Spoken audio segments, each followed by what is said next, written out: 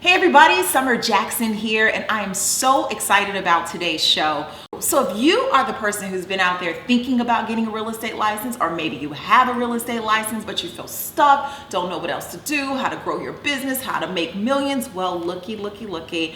Today I have with me Claudine Ellis, and she is going to share with us her secret sauce to her success in real estate.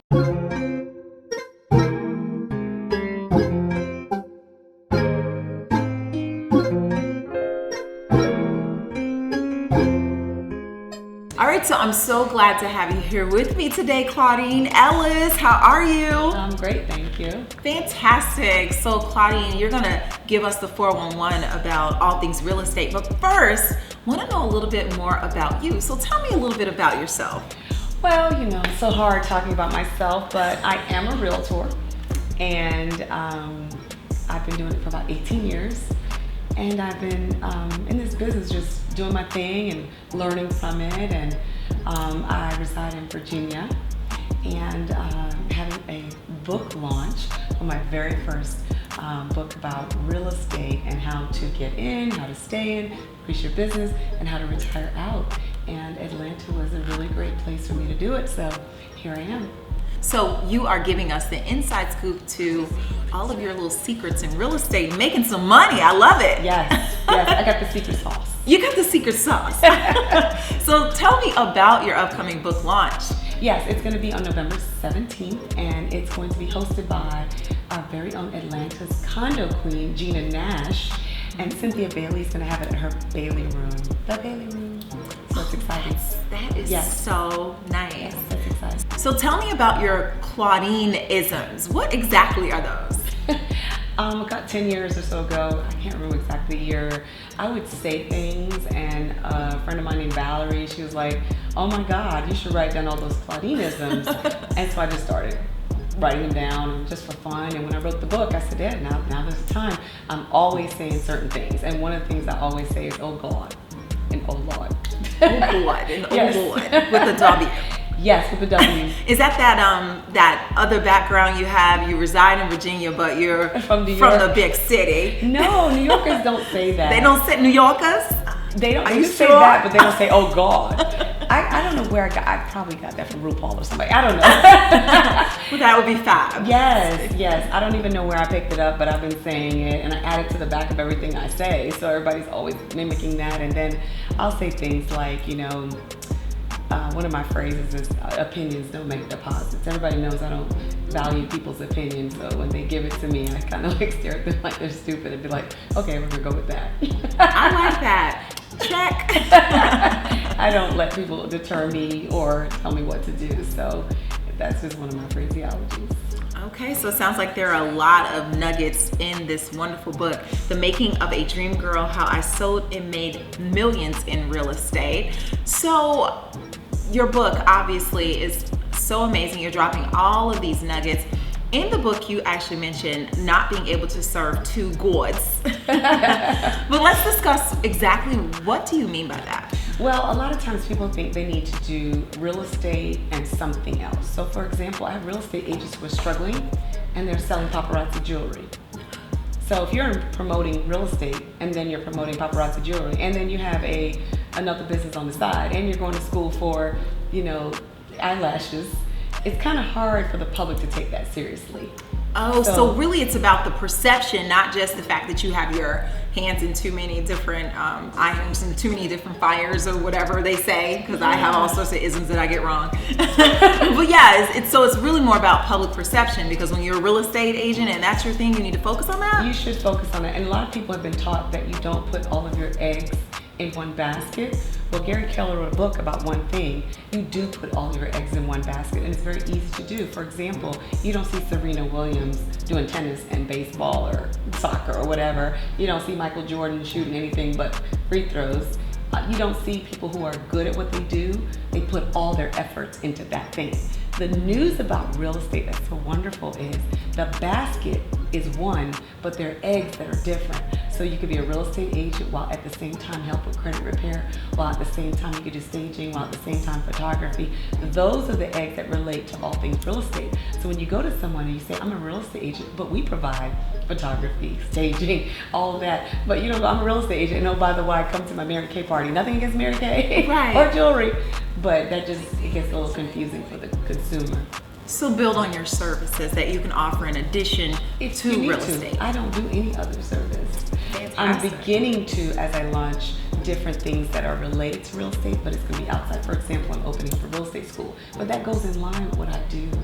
And you have an expertise, 18 years. So, I mean, thank you for sharing with us as well. Thank you. We're Thank you excited for to having me. hear more about that. Well, how do you define success and failure in real estate? It sounds like that was one of the possible failures, doing way too much, but. Yeah, well, it's like any failure. Failure means you didn't do well. Success means you did well. It's really a matter of knowing that you want to go after it, but everybody does different things. So success for me could be different for success for you. I might be happy with $40,000 in a Ford, but somebody else might need a Bugatti or airplane, or their goals are higher. So success is determined by each individual, and so they determine how they want to make money, what they want to do, what their goals are. For me, success is leaving a legacy.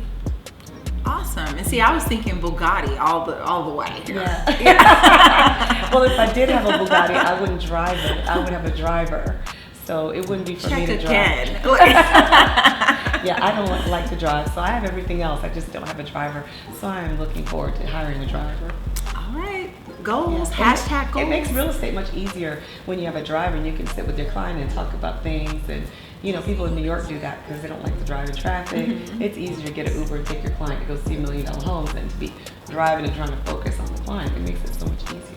Makes total sense when you put it like that. So what would you say to a young person who's graduating maybe high school and they're on the cusp of starting their career in real estate? What would you tell them to do once they receive their diploma and they've made that decision to get a real estate license? Well, I would first tell them that they need to probably consult a real estate agent before going in about what to expect. In my case, I would just tell them to read the book because it's all in there. And really it is. It tells you about the myths, it debunks a lot of them, and it also gives you an insight of what you should be doing.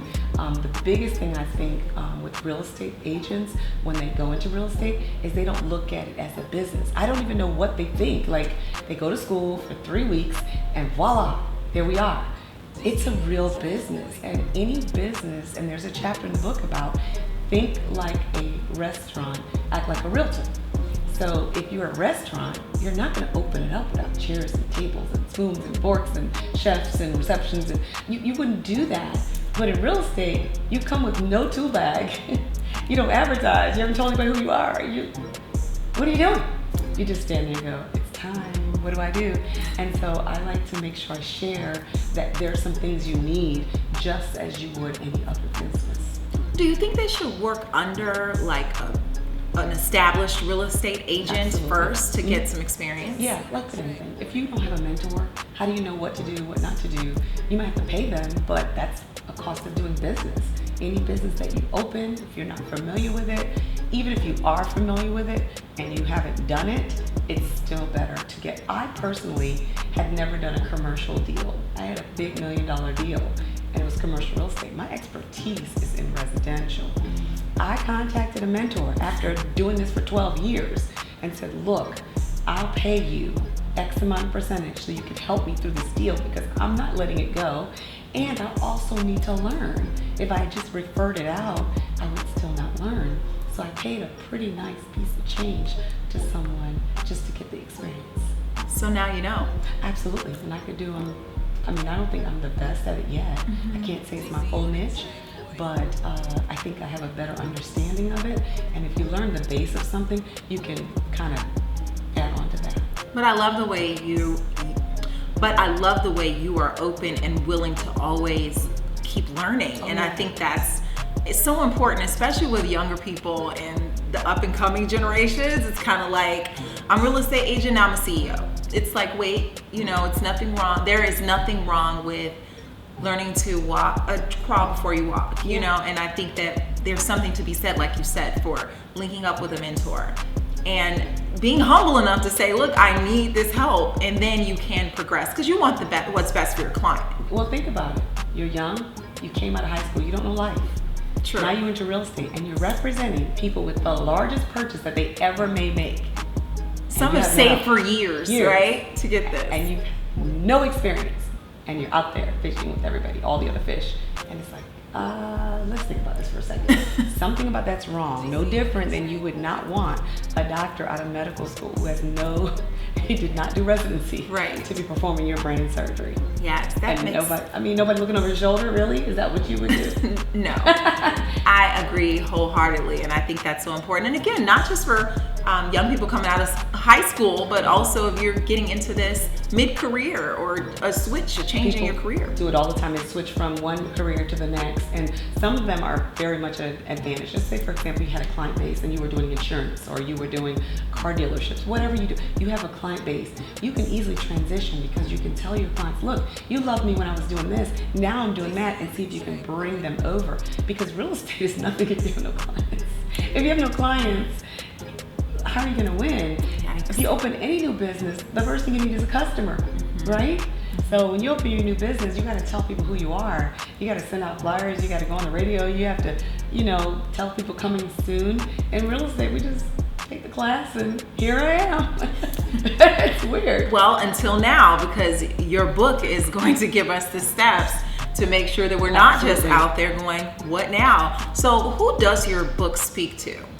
It speaks to the individual who is looking to get into real estate, the individual who's already in real estate who would like to increase their business exponentially, who may have been doing it the traditional way and now they realize, oh my God, if I had known this before, I probably would have been successful or more successful early on. And it also speaks to those who want to retire, who sort of need an exit strategy. You may not know, but in real estate, it's a commission base where your last deal is your last dollar. If you don't have a deal on the books and you have no retirement plan, that's it. Yikes. That's it. Yeah. Now you're trying to get a GoFundMe account put together. Oh gosh, you are so right. So you say in your book that in every career, people face adversity. That makes sense, and drama and issues, but you gotta tough through it and plow through it and make it work for you. So when you talk about can you tell me a little bit about some of those issues that you're speaking about, and maybe even a time that you have had to plow through something yourself and what you did to get through it? Now, real estate's a great career. However, on Facebook, when I'm showing how beautiful it is and people say, geez, I bought a home and all that, yeah, we don't show all the other things that go with it. No different from any other career. If there was a career with no drama, no issues, I'd like that job, but there aren't. Wouldn't we all? Right. Most have their issues. With real estate, you could be going along really great. You have a great client. Things are perfect. They're fabulous. And then you really look at that check like, I'm going to get $10,000 on November 12th, and November 11th, the deal dies. Ooh. It has happened to almost every real estate agent. I just felt that in myself. You spent that money. You were about to pay off bills. You were about to give your kids whole some new money. life. You were just living it. You're ready. Gone. It has happened to me 3 or 4 times this year to the tune of $60,000. Did you say 60? $60,000. Mm-hmm. Yeah. Okay, I think I feel that nauseous feeling again. I'm in the higher echelons of gosh. $500,000 is $15,000. 2 of those is $30,000. 4 of those is $60,000. It just happened to me before I even came here, about 2 weeks. A $400,000 deal died. The guy's job went kaput, and without a job, you can't purchase a home. So how do you deal with that as a real estate agent? Obviously, you're also trying to kind of massage things for your client in a situation like this. No, I'm not trying to massage things for my don't. client. I'm mad. You're just mad. Okay. These are facts. See, I'm mad. Look, I'm all like compassionate, No. like, oh, he lost his job. No. But you're like, sorry you lost your job, but oh my gosh. Yes, I'm already done with that part. He lost his job. I can't control fix that. that. That's, you guys have to deal with that. Yes, I'm sorry, and I do that part. But when I'm done, I'm mad. Like, I am like, oh my God, I just lost $15,000. so the way you handle that in real estate is you keep your pipeline full so that when you lose one, you just go work a little harder and try to make it up. No different than if the government had a government shutdown, all those, you had like 10 in the pipeline and all of them are gone because the government shutdown, they lost their jobs. What are you gonna do? So you have to keep the wheels turning like anything else. And if you don't keep a heavy pipeline and you're working at one deal for 6 months and then at the end of 6 months, you have nothing else, you're out of business. It's just the worst feeling. So agents need to keep the things rolling, keep the business coming. Multiple properties and deals that you're working on. Yeah, if you're averaging 4 deals a month, have 6 deals coming on. Try to find a way so you could see. Like me, I know my pipeline, right? If I know I'm supposed to have 5 closed by the end of the year and I only have 3 or 1 falls through, I gotta get on the horse and figure something out. Whether I'm standing on the corner with a sign like homeless people saying we'll work for real estate, I'm doing what I have to do. I'm giving out cards. I'm calling people. I'm sort of like not adverse to that, and I've been doing this 18 years. I call up folks and I say, look, I have some goals I gotta meet. Who do you know who's moving? You do what you have to do. If you don't beg or ask for the business, you're not gonna get it. So you can't be shy in real estate. No. I mean, I'm blessed. I get business. It comes. I'm on radio, TV. Everybody knows who I am. And when they think of real estate, they'll think of me. Right. But I'm not the only person they think of. So I'm still doing the same things. I do open houses. I knock doors. There's a lot of things that I do to get business. So basically you're telling me that the grind and the hustle, if you could call it that, obviously in real estate never ends. Stops. Let me tell you something. I always tell people your hustle determines your income. Because everyone can rely on a girlfriend that can send them interest business. Someone can rely on their husband who works in human resources. When they die out, what are you gonna do? So if you don't keep your hustle going, thank God for the other gravy and the toppings that come in, but you need to be that hustle. Because if you rely on even a bank referral, the bank decides to change its ways of doing things and now you get no more business, you're out of business. Don't rely. You should have 7 streams or sources of referral business coming in at all times. I like that. Very good advice. So how did you come up with the title of your book, The Making of a Dream Girl? Well, and then obviously the subtitle here, How I Sold and Made Millions in Real Estate. Well, I couldn't find a title. I was trying really, really hard. And my company name is Dream Girls in Real Estate. So people call me Dream Girl Claudine or Queen Claudine. I got a lot of titles. And so I was figuring out how to name the book. I grew up in New York in a basement, so I was going to call it Basement Baby and all kinds of stuff, like the $1 Million Baby or whatever. And I couldn't come up with it. My friend was like, well, it's about you. Just call Dream Girl. I'm like, yeah, that's it. Done. It was that simple. And I've sold millions of dollars in real estate. And then not only have I sold it, because I always tell my agents that I coach, it's not about selling it, it's about owning it. And that's where the exit strategy comes out, right? So I have $1 million worth of real estate properties in my portfolio. Okay. So I just kept buying it, selling it, buying my real estate, selling real estate, buying it and holding. So I don't sell my properties, I hold them. Wow, this is great. I love all these little nuggets. I'm sitting here like, where's the next class? Sign me up. I have millions in my portfolio. That's what I want to be saying. Don't you want to be saying that? It's not hard. Think about it. If you buy 2 $400,000 homes and you buy a third, you have $1 million. 4 times 3 is 12. That's 1.2 million in real estate. I love how you make it sound. It's very simple. I mean, you could just get out there and just make millions. I mean, it's all right here. So speaking of being right here, how did you decide, or what made you consider becoming a writer and sharing all of these golden nuggets with the rest of the world? Well, the foreword of the book was written by my mentor, who, I know you've heard the book, Rich Dad, Poor Dad. Oh, that little book? Yes. That's awesome. John Burley is the Rich Dad. That's awesome. So he decided to write the foreword. He's been my mentor, and one of the things I learned in real estate or in any business is to have collateral. And if you have something that you want to share and give back, put it in a book. And so I have this book in audio, and it's also on Kindle and in print. And I just wanted to make sure that is my transition as an older, I mean, I've been doing this 18 years. I'm over 50 years old. People don't know it, but I feel like You're looking good. Thank you. You look amazing. Thank you so much, and so do you. Well, thank you. So I figured I'm at that point where after 20 years in this business, I think it's time to sort of like transition and retire, right? Mm-hmm. But I want to leave something for the people coming up. And there's no better way in life to leave sort of annals of history or legacy to your career than to put it in a book or a manuscript that helps other people. So it's my way to give back to the shelter industry for choosing me, because I think the industry chose me. I love that. Why do you say the industry chose you? I don't know, because it just happened. I was born into real estate. My parents had a, brownstone. We were in the basement. They had the rentals upstairs, and that made it an income property. And most people don't buy a home as an income property. They buy it almost being slave to it. If you buy one home, you're a slave to the house because you have to work to pay for it every month. But my parents didn't. I don't know if they knew what they were doing or luck or they knew, but I'm gonna play it off like they knew. And they understood that when they bought that house, that someone else actually could pay for it and made it an asset right out the gate. That's awesome. And little did they know, probably, that little Claudine was watching. Yeah, you pay attention. My baby's 10, he just bought a house. Oh my gosh. And it's like he's been paying attention. So for his 10th birthday, when he was 9, he said, I want to buy a house. I'm like, you don't want a skating party or something? No, I want to buy a house. I'm like, why? He said, because I want to make money. I'm like, it doesn't work like that.